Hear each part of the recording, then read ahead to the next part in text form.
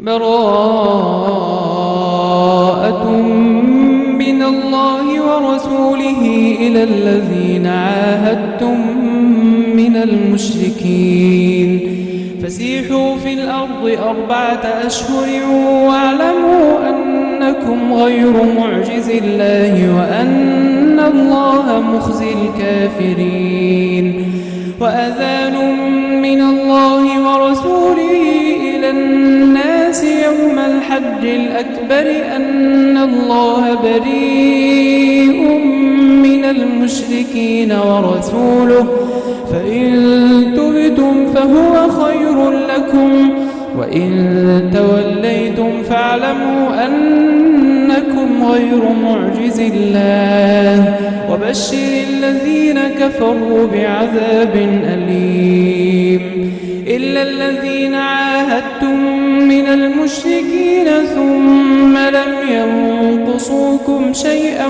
ولم يظاهروا عليكم أحدا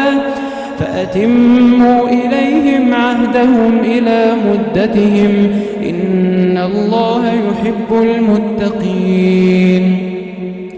فإذا انسلخ الأشهر الحرم فاقتلوا المشركين حيث وجدتموهم وخذوهم واحصروهم واقعدوا لهم كل مرصد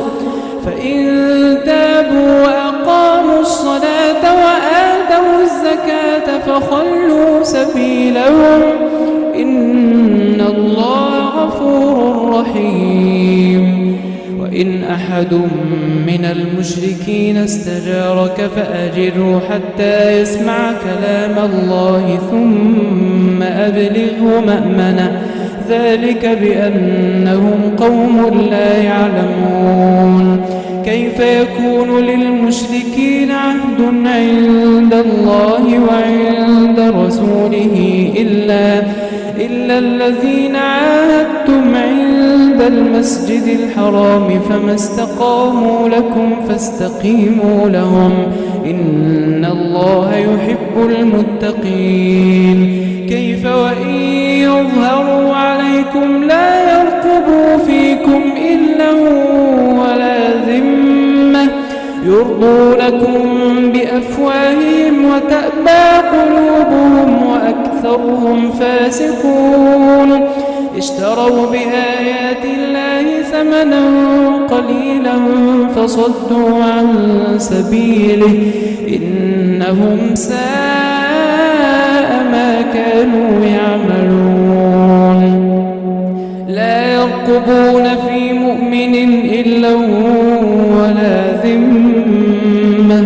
وأولئك هم المعتدون فإن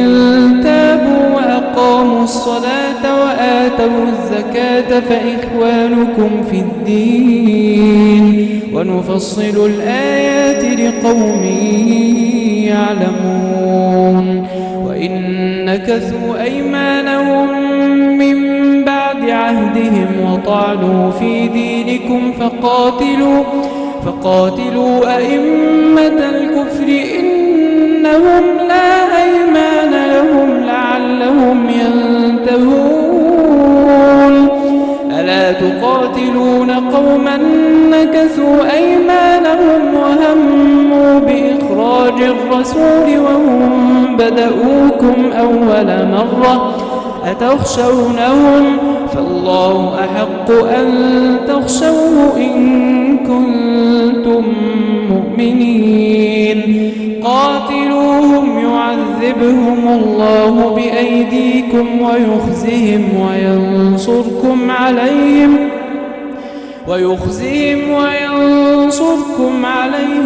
ويشف صدور قوم مؤمنين ويذهب غيظ قلوبهم ويتوب الله على من يشاء والله عليم حكيم أم حسبتم أن تتركوا ولما يعلم الله الذين جاهدوا منكم ولم يتخذوا من دون الله ولا رسوله ولا المؤمنين وليدا والله خبير بما تعملون. ما كان للمشركين أن يعمروا مساجد الله شاهدين على أنفسهم بالكفر أولئك حبطت أعمالهم وفي النار هم خالدون. إنما يعمر مساجد الله من آمن بالله واليوم الآخر وأقام الصلاة وآتى الزكاة ولم يخش إلا الله فعسى أولئك أن يكونوا من المهتدين. أجعلتم سقاية الحاج وعمارة المسجد الحرام كمن آمن بالله واليوم الآخر وجاهد في سبيل الله لا يستوون عند الله والله لا يهدي القوم الظالمين.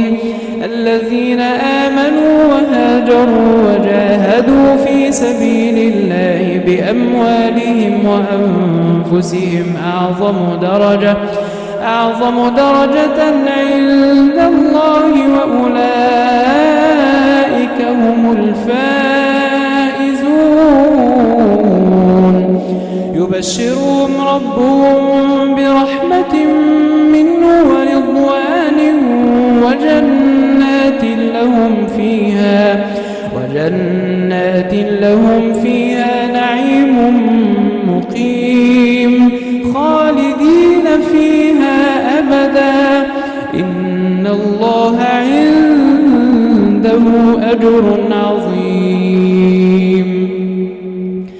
يا أيها الذين آمنوا لا تتخذوا آباءكم وإخوانكم أولياء إن استحبوا الكفر على الإيمان ومن يتولهم منكم فأولئك هم الظالمون. قل إن كان آباؤكم وأبناؤكم وإخوانكم وأزواجكم وعشيرتكم وأموال اقترفتموها وتجارة تخشون كسادها ومساكن ترضونها أحب إليكم من الله ورسوله وجهاد في سبيله فتربصوا حتى يأتي الله بأمره والله لا يهدي القوم الفاسقين. لقد نصركم الله في مواطن كثيرة ويوم حنين إذ أعجبتكم كثرتكم فلم تغن عنكم شيئا وضاقت عليكم الأرض بما رحبت ثم وليتم مدبرين. ثم أنزل الله سكينته على رسوله وعلى المؤمنين وأنزل جنودا لم تروها وعذب الذين كفروا وذلك جزاء الكافرين. ثم يتوب الله من بعد ذلك على من يشاء والله غفور رحيم. يا أيها الذين آمنوا إنما المشركون نجس فلا يقربوا المسجد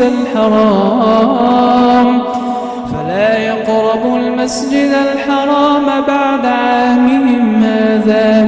وإن خفتم عيلة فسوف يغنيكم الله من فضله إن شاء إن الله عليم حكيم. وقاتلوا الذين لا يؤمنون بالله ولا باليوم الآخر ولا يحرمون ما حرم الله ورسوله ولا يدينون دين الحق من الذين أوتوا الكتاب حتى يعطوا الجزية عن يد وهم صاغرون. وقالت اليهود عزير ابن الله وقالت النصارى المسيح ابن الله، ذلك قولهم بأفواههم يضاهئون قول الذين كفروا من قبل قاتلهم الله أنى يؤفكون. اتخذوا أحبارهم ورهبانهم أربابا من دون الله والمسيح ابن مريم وما أمروا إلا ليعبدوا إلها واحدا لا إله إلا هو سبحانه عما يشركون. يريدون أن يطفئوا نور الله بأفواههم ويأبى الله إلا أن يتم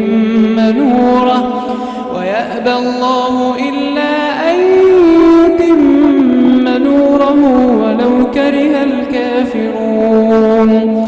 هو الذي أرسل رسوله بالهدى ودين الحق ليظهره على الدين كله ولو كره المشركون. يا أيها الذين آمنوا إن كثيرا من الأحبار والرهبان ليأكلون أموال الناس بالباطل ويصدون عن سبيل الله. والذين يكنزون الذهب والفضة ولا ينفقونها في سبيل الله فبشرهم بعذاب أليم. يوم يحمى عليها في نار جهنم فتكوى بها جباههم وجنوبهم وظهورهم هذا ما كنزتم لأنفسكم فذوقوا ما كنتم تكنزون. إن عدة الشهور عند الله 12 شهرا في كتاب الله يوم خلق السماوات والأرض منها 4 حرم ذلك الدين القيم فلا تظلموا فيهن أنفسكم وقاتلوا المشركين كافة كما يقاتلونكم كافة واعلموا أن الله مع المتقين. إنما النسيء زيادة في الكفر يضل به الذين كفروا يحلونه عاما ويحرمونه عاما ليواطئوا عدة ما حرم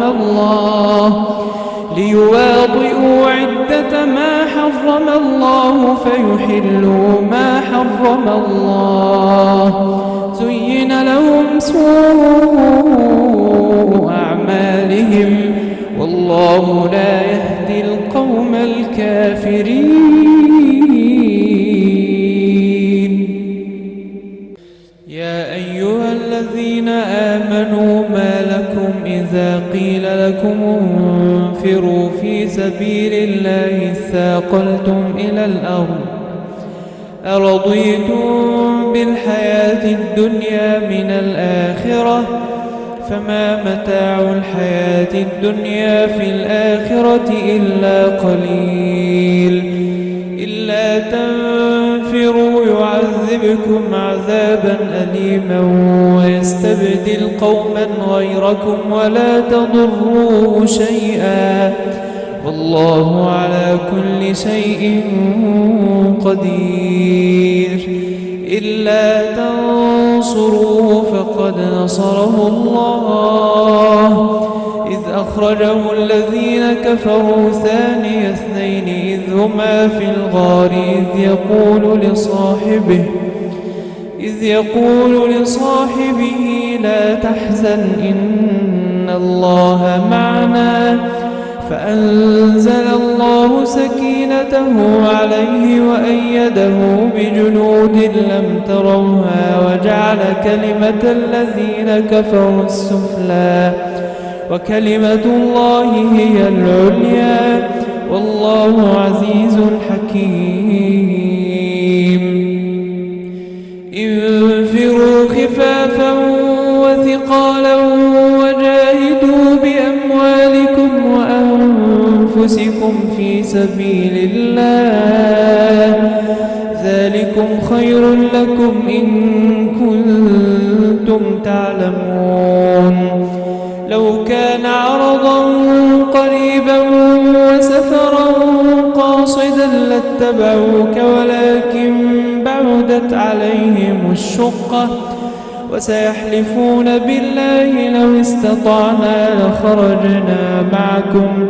يهلكون أنفسهم والله يعلم إنهم لكاذبون.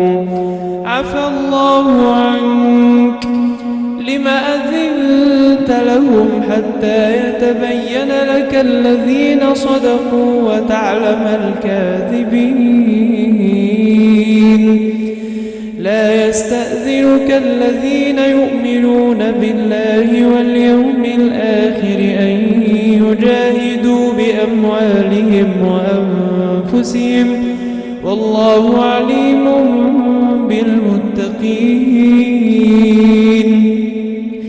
إنما يستأذنك الذين لا يؤمنون بالله واليوم الآخر وارتابت قلوبهم فهم في ريبهم يترددون. ولو أرادوا الخروج لأعدوا له عدة ولكن كره الله بعاثهم فثبطهم وقيل اقعدوا مع القاعدين. لو خرجوا فيكم ما زادوكم إلا خبالا ولأوضعوا خلالكم يبغونكم الفتنة وفيكم سماعون لهم والله عليم بالظالمين. لقد ابتغوا الفتنة من قبل وقلبوا لك الأمور حتى جاء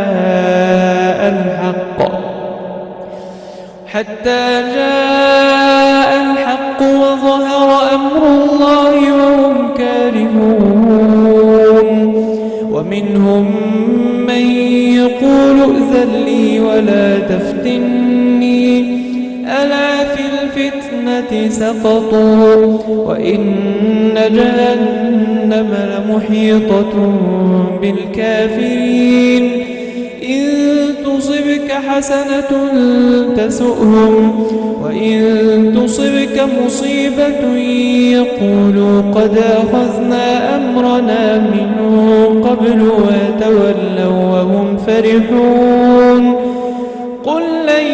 يصيبنا إلا ما كتب الله لنا هو مولانا وعلى الله فليتوكل المؤمنون. قل هل تربصون بنا إلا إحدى الحسنيين ونحن نتربص بكم أن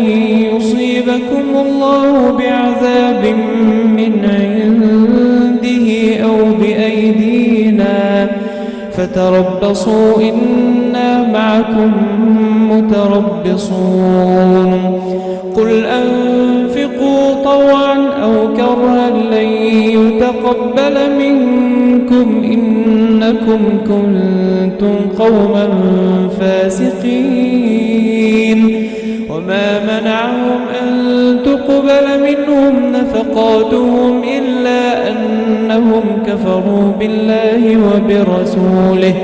ولا يأتون الصلاة إلا وهم كسالى ولا ينفقون إلا وهم كارهون فلا تعجبك أموالهم ولا أولادهم إنما يريد الله ليعذبهم بها في الحياة الدنيا وتزهق أنفسهم وهم كافرون ويحلفون بالله إنهم لمنكم وما هم منكم ولكنهم قوم يفرقون لو يجدون ملجأ أو مغارات أو مدخلا لولوا إليه وهم يجمحون ومنهم من يلمزك في الصدقات فإن أعطوا منها رضوا وإن لم يعطوا منها إذا هم يسخطون ولو أنهم رضوا ما آتاهم الله ورسوله وقالوا حسبنا الله سيؤتينا الله من فضله ورسوله إنا إلى الله راغبون إنما الصدقات للفقراء والمساكين والعاملين عليها والمؤلفة قلوبهم وفي الرقاب والغارمين وفي سبيل الله وابن السبيل فريضة من الله والله عليم حكيم ومنهم الذين يؤذون النبي ويقولون هو أذن قل أذن خير لكم يؤمن بالله ويؤمن للمؤمنين ورحمة للذين آمنوا منكم والذين يؤذون رسول الله لهم عذاب أليم يحلفون بالله لكم ليرضوكم والله ورسوله أحق أن يرضوه إن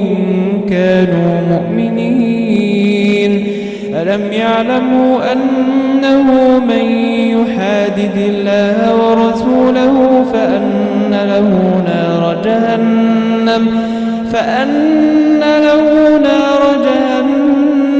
خالدا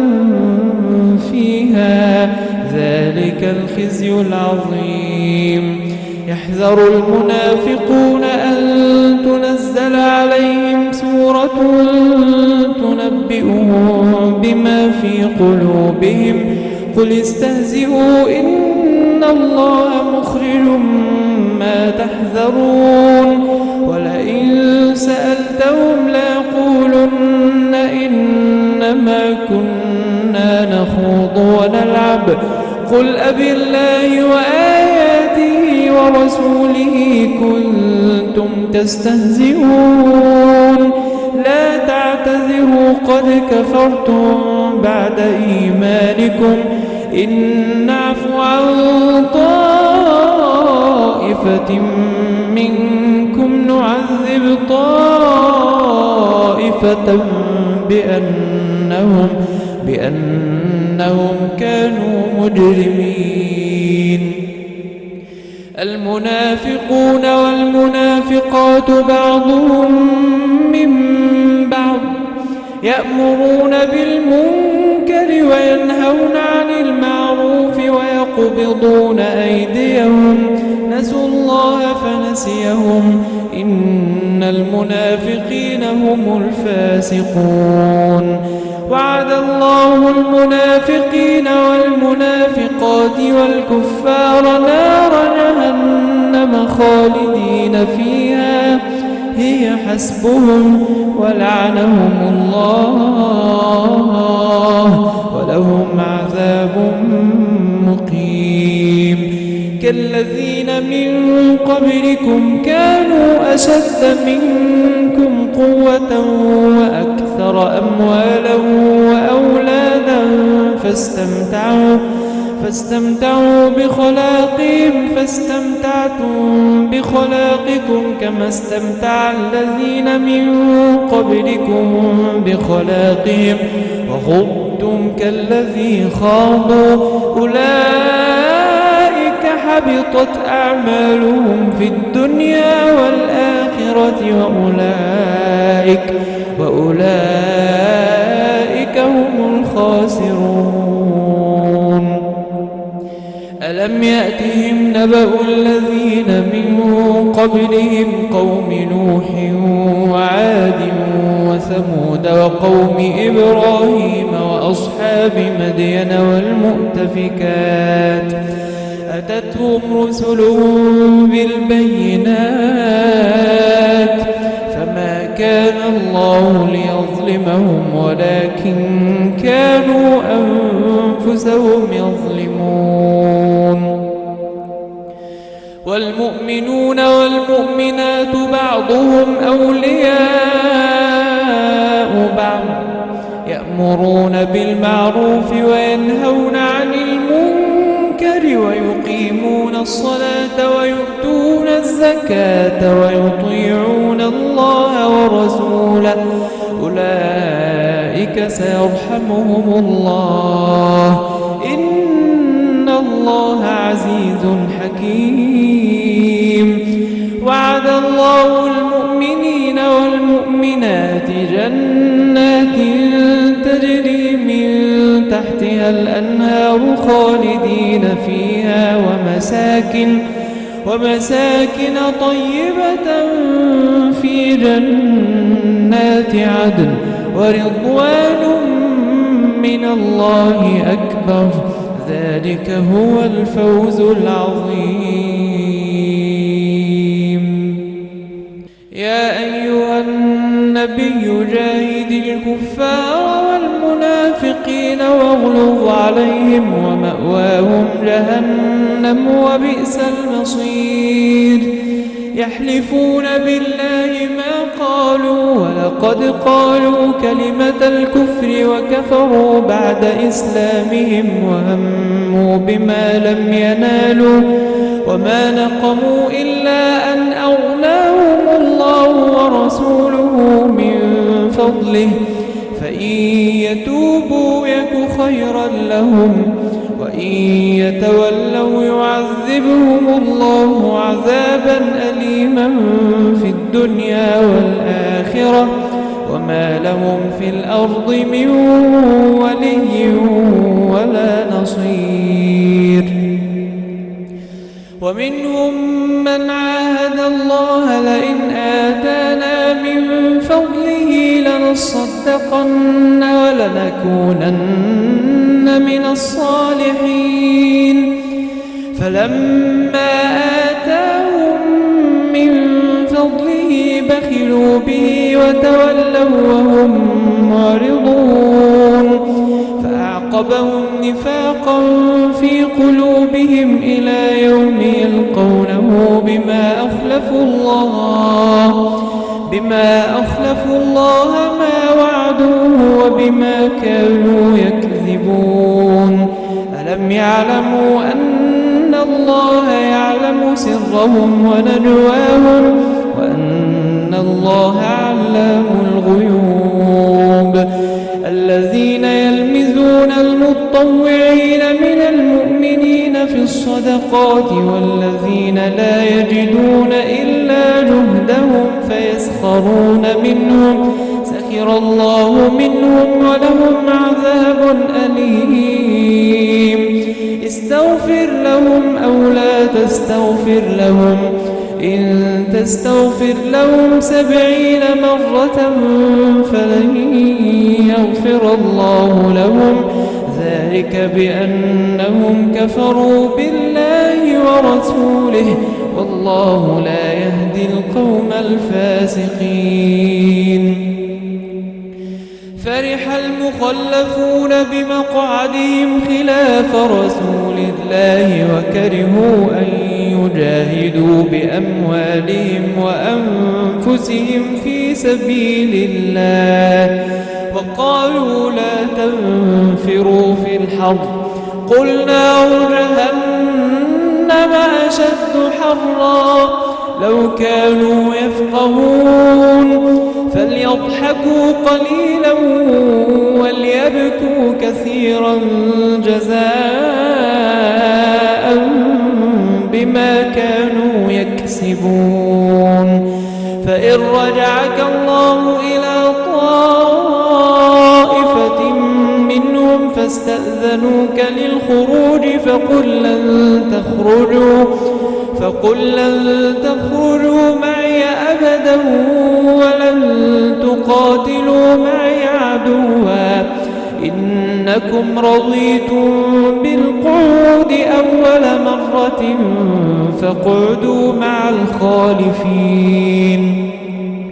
ولا تصل على أحد منهم مات أبدا ولا تقم على قبره إنهم كفروا بالله ورسوله وماتوا وهم فاسقون. ولا تعجبك أموالهم وأولادهم إنما يريد الله أن يعذبهم بها في الدنيا وتزهق أنفسهم وهم كافرون. وإذا أنزلت سورة أن آمنوا بالله وجاهدوا مع رسوله استأذنك أولو الطول منهم وقالوا ذرنا لكم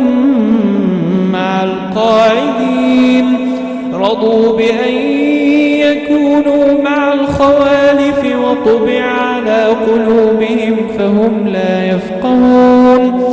لكن الرسول والذين آمنوا معه جاهدوا بأموالهم وأنفسهم وأولئك لهم الخيرات وأولئك هم المفلحون. أعد الله لهم جنات تجري من تحتها الأنهار خالدين فيها ذلك الفوز العظيم. وجاء المعذرون من الأعراب ليؤذن لهم وقعد الذين كذبوا الله ورسوله سيصيب الذين كفروا منهم عذاب أليم. ليس على الضعفاء ولا على المرضى ولا على الذين لا يجدون ما ينفقون حرج إذا نصحوا لله ورسوله ما على المحسنين من سبيل والله غفور رحيم. ولا على الذين إذا ما أتوك لتحملهم قلت لا أجد ما أحملكم عليه تولوا وأعينهم تفيض من الدمع حزنا ألا يجدوا ما ينفقون. إنما السبيل على الذين يستأذنونك وهم أغنياء رضوا بأن يكونوا مع الخوالف وطبع الله على قلوبهم فهم لا يعلمون. يعتذرون إليكم إذا رجعتم إليهم قل لا تعتذروا لن نؤمن لكم قد نبأنا الله من أخباركم وسيرى الله عملكم ورسوله ثم تردون إلى عالم الغيب والشهادة فينبئكم بما كنتم تعملون. سيحلفون يحلفون بالله لكم إذا انقلبتم إليهم لتعرضوا عنهم فأعرضوا عنهم إنهم رجس ومأواهم جهنم جزاء بما كانوا يكسبون يحلفون لكم لترضوا عنهم فإن ترضوا عنهم فإن الله لا يرضى عن القوم الفاسقين الأعراب أشد كفرا ونفاقا وأجدر ألا يعلموا حدود ما أنزل الله على رسوله والله عليم حكيم ومن الأعراب من يتخذ ما ينفق مغرما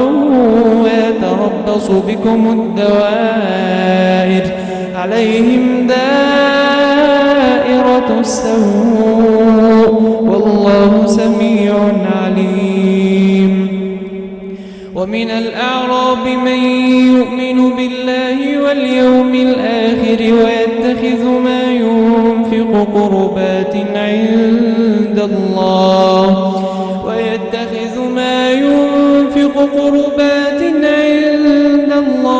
وصلوات الرسول ألا إنها قربة لهم سيدخلهم الله في رحمته إن الله غفور رحيم والسابقون الأولون من المهاجرين والأنصار والذين اتبعوهم بإحسان رضي الله عنهم ورضوا عنه وأعد لهم جنات تجري تحتها الأنهار خالدين فيها أبدا ذلك الفوز العظيم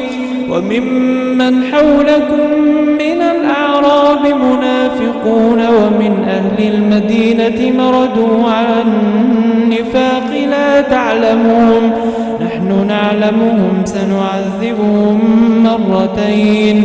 ثم يردون إلى عذاب عظيم وآخرون اعترفوا بذنوبهم خلطوا عملا صالحا وآخر سيئا عسى الله أن يتوب عليهم إن الله غفور رحيم خذ من أموالهم صدقة تطهرهم وتزكيهم بها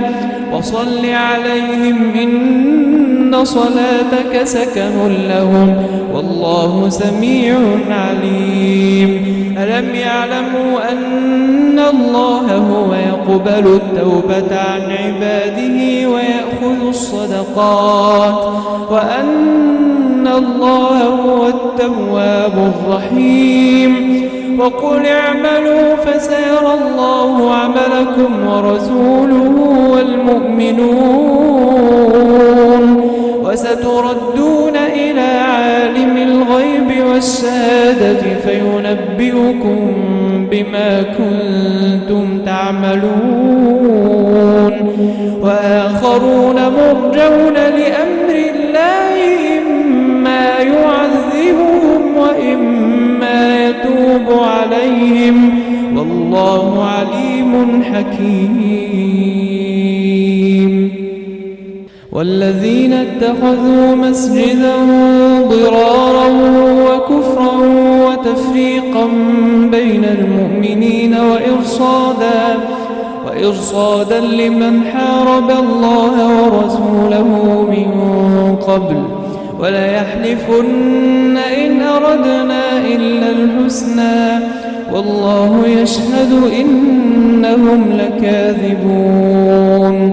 لا تقم فيه أبدا لمسجد أسس على التقوى من أول يوم أحق أن تقوم فيه رجال يحبون أن يتطهروا والله يحب المطهرين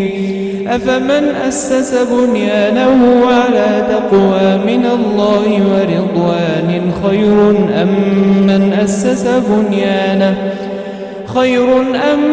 من أسس بنيانه على شفا جرف نار فانهار به في نار جهنم والله لا يهدي القوم الظالمين لا يزال بنيانهم الذي بنوا ريبة في قلوبهم إلا أن تقطع قلوبهم والله عليم حكيم إن الله اشترى من المؤمنين أنفسهم وأموالهم بأن لهم الجنة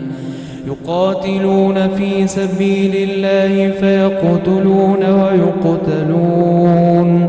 وعدا عليه حقا في التوراة والإنجيل والقرآن ومن أوفى بعهده من الله فاستبشروا ببيعكم الذي بايعتم به وذلك هو الفوز العظيم التائبون العابدون الحامدون السائحون الراكعون الساجدون الآمرون بالمعروف والناهون عن المنكر والحافظون لحدود الله وبشر المؤمنين ما كان للنبي والذين آمنوا أن يستغفروا للمشركين ولو كانوا أولي قربى من بعد ما تبين لهم أنهم أصحاب الجحيم وما كان استغفار إبراهيم لأبيه إلا عن موعدة وعدها إياه فلما تبين له أنه عدو لله تبرأ منه إن إبراهيم لأواه حليم وما كان الله ليضل قوما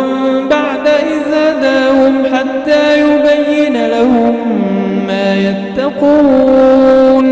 إن الله بكل شيء عليم إن الله له ملك السماوات والأرض يحيي ويميت وما لكم من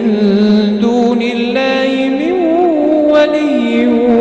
ولا نصير لقد تاب الله على النبي والمهاجرين والأنصار الذين اتبعوه في ساعة العسرة من بعد ما كاد يزيغ قلوب فريق منهم ثم تاب عليهم إنه بهم رؤوف رحيم وعلى الثلاثة الذين خلفوا حتى إذا ضاقت عليهم الأرض بما رحبت وضاقت عليهم أنفسهم وظنوا أن لا ملجأ من الله إلا إليه ثم تاب عليهم ليتوبوا إن الله هو التواب الرحيم يا أيها الذين آمنوا اتقوا الله وكونوا مع الصادقين ما كان لأهل المدينة ومن حولهم من الأعراب أن يتخلفوا عن رسول الله ولا يرغبوا بأنفسهم عن نفسه ذلك بأنهم لا يصيبهم ظمأ ولا نصب نصب ولا مخنصة في سبيل الله ولا يطؤون موطئا يغيظ الكفار ولا ينالون من عدو نيلا إلا كتب لهم به عمل صالح إن الله لا يضيع أجر المحسنين ولا ينفقون نفقة صغيرة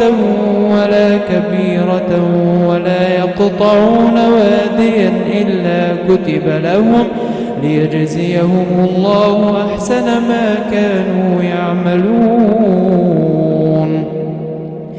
وما كان المؤمنون لينفروا كافة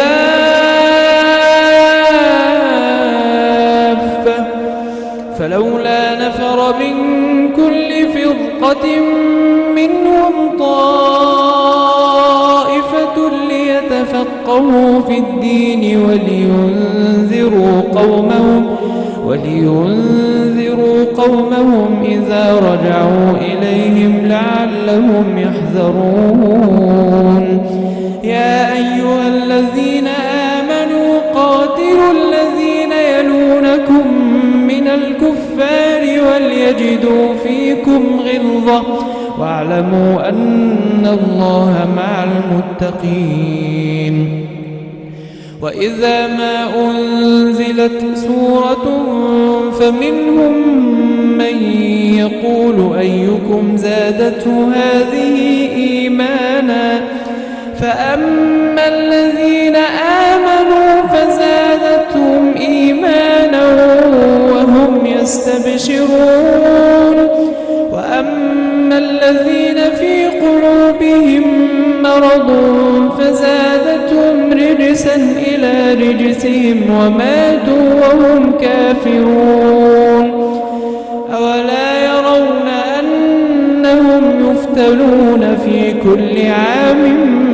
مرة أو مرتين ثم لا يتوبون ولا هم يذكرون وإذا ما أنزلت سورة نظر بعضهم إلى بعض هل يراكم من أحد ثم انصرفوا صرف الله قلوبهم بأنهم قوم لا يفقهون لقد جاءكم رسول من أنفسكم عزيز عليه ما عنتم حريص عليكم بالمؤمنين رؤوف رحيم فإن تولوا فقل حسبي الله لا إله إلا هو عليه توكلت وهو رب العرش العظيم